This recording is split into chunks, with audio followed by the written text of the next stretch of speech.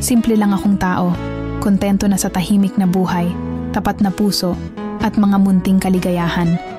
Hindi ko hinahangad ang perpekto, kundi ang totoo. Mas pinipili ko ang kapayapaan kaysa ingay, at ang kabutihan kaysa pansamantalang saya.